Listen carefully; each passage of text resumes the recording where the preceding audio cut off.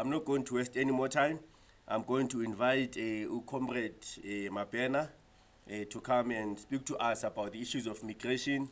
Abanye bambiza ZTP, as is affectionately known. Comrade Mapena.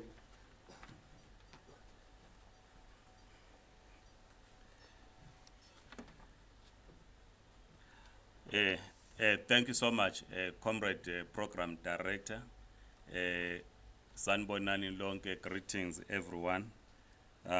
Thank you to women in diaspora and the Nobuhlevich Foundation for organizing in this section. Advocate in Leia, thank you so much. He has already outlined the reasons why we are speaking about migration. He's wearing a nice suit. Thank you, Advocate. We need to congratulate you on that. It's clear that you have a woman at home that dresses you up every morning. We are in the middle of the World Cup. I'm wearing a sports t-shirt, Senegal. We are still hoping that it is going to win its second match after losing the first match. And we still believe that all African teams will qualify to the next round. The issue of migration is an issue that affects all of us, particularly men, because when your kids cannot go to school because they are not documented, when your child is writing matric, cannot register to write matric because they are not documented, or when they manage to write matric but cannot collect a matric certificate and further their studies because they are not documented, it affects a man in the main. When your wife or girlfriend gets arrested for being in the country undocumented, you are called in to assist, and there's no way you can assist. It gets it affects your mind. When your wife or girlfriend goes back to DRC, Malawi, goes back to Zimbabwe for Christmas holidays, and is using buses, gets abused at the border because they do not have correct documents, it affects you. We are told that conductors are raping our women at the border. You know, if you have traveled on a public bus, you will know that there is a section, a place where conductors sleep or an alternative driver sleeps. We are told they are now using that space to rape our women, those that will not be having correct documents, to say, no, you don't have to pay us money to get you 90 days or so, or even to assist you to cross without a document. Women are abused at the port of entry. These are our sisters, these are our wives, and when they are abused, it affects us mentally as men. So the issue of migration, therefore, becomes king. But as you know, the issue of migration has been linked with the high rise of unemployment. We've seen the levels of unemployment are going up in South Africa, thanks to COVID and thanks to neoliberal policies and ESCOM, which we are not talking about in the public discourse, but we isolate the issue of documentation to say you cannot grant documents to migrants because a lot of South Africans are not working. We have seen what the Department of Labor and Employment has done in terms of coming up with a migration policy, which they want to implement and introduce a quota in terms of who should be employed. We always speak about the holders of ZEP, which I think we will not deal with that today. But we did as the African Diaspora Forum, we were at some point thought that a breakthrough was there when we started participating as way back as in 2015 in reviewing, when the government was reviewing the white paper on international migration as adopted in 1999. The white paper as adopted in 1999, all of us understood or still understand that it is Eurocentric. It does not advance Pan-Africanism. It excludes black people in the main in working in South Africa. But we know there's a history in this country. All of us in our countries, we have relatives that came to work under what was called the Wenela. The apartheid state was recruiting cheap labor within what we today call the SADC region, people to come work in South Africa. And when the white paper on international migration was then adopted in 1999, it excluded people of low skill for them to make, for it to be easy for people to apply for permits. It only afforded created better conditions for someone coming from New Zealand, Australia, and elsewhere to be documented in South Africa, but excluded people that work what we call low-skilled jobs, whether domestic worker, drivers, and so on and so on. So when the review started, and we were indeed invited to participate, we thought we had made a breakthrough when it was then adopted. The white paper was gazetted in 2017, white paper on international migration, which amongst others recognized the need to document migrants, particularly within the SADC region, who are of low skill.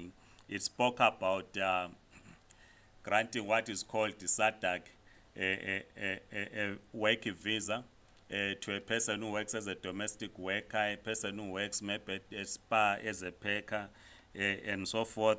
It spoke about granting a business visa for someone that is selling vegetables in the streets at a pre-tax rank, or someone renting a chair in a salon in Hillbrow.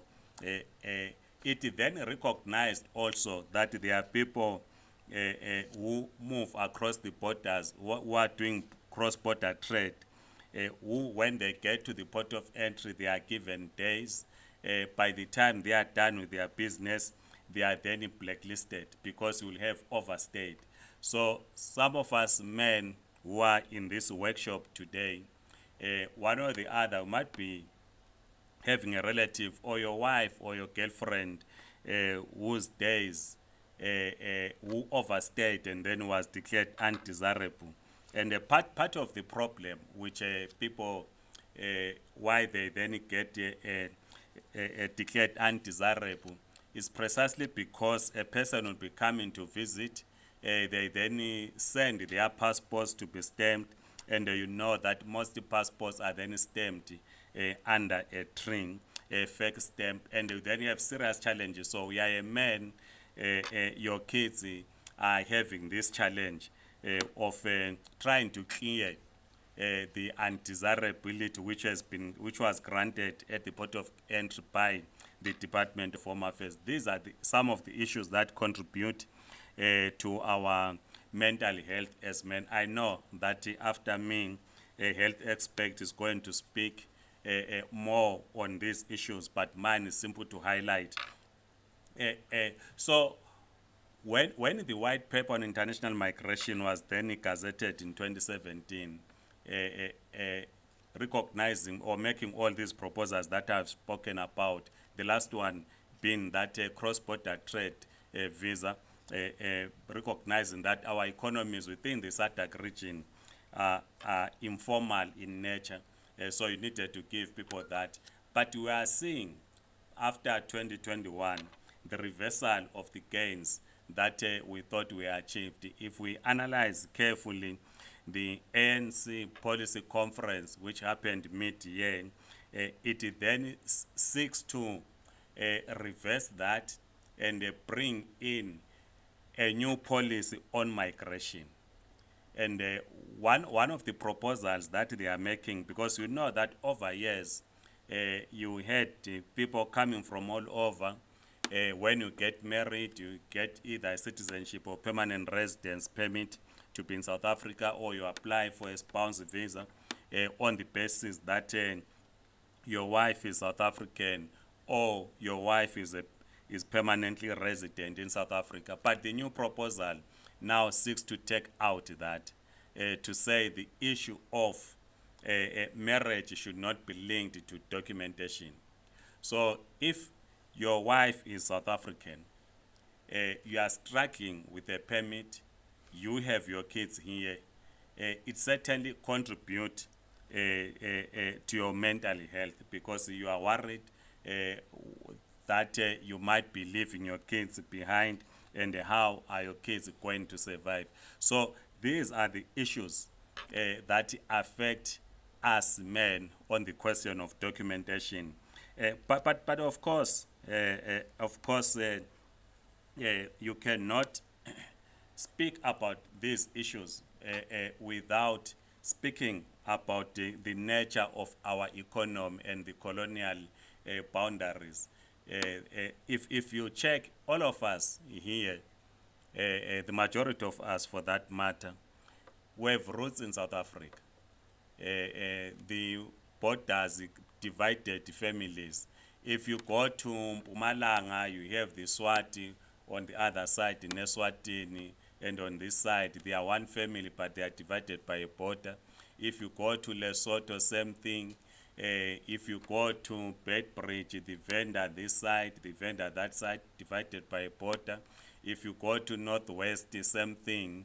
In our case, if you go to Bulilima in Plumtree, the Kalanga on that side of Botswana, we are on this side of Zimbabwe. And you recall that an area in Swazi, in Bulilima, I think it was around 1996, where the chief that side in Botswana said, no, these are my people, and they documented them, they moved to Botswana.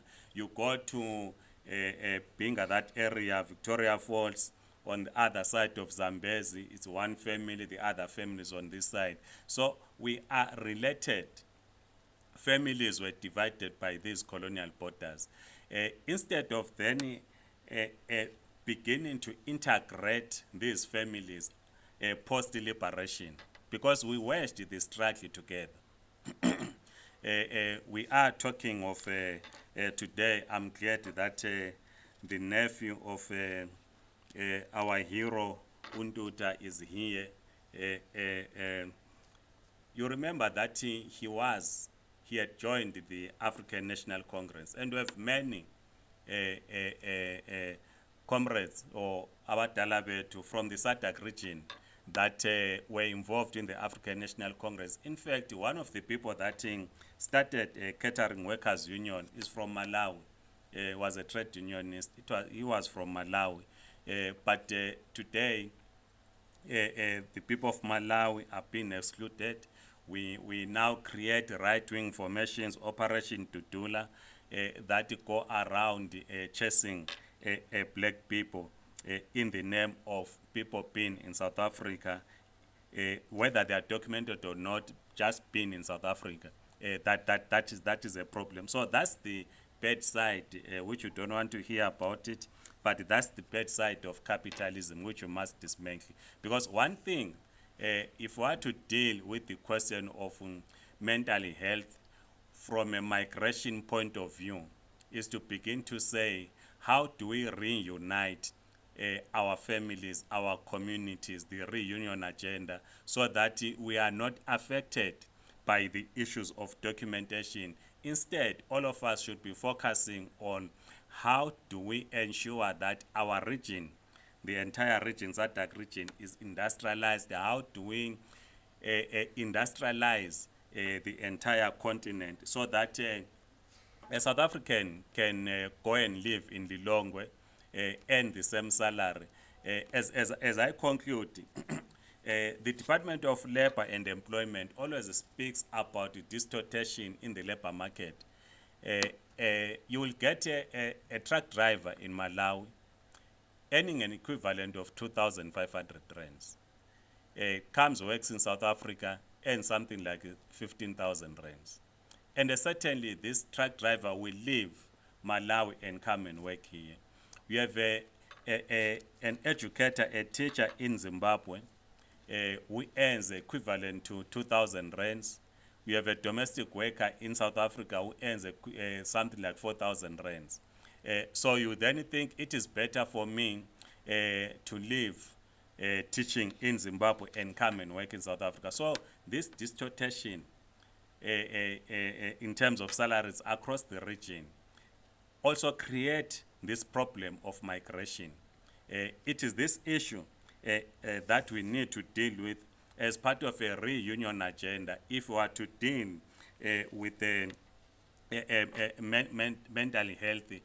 As I sit down during the week with a lady, she came in 1994 in South Africa.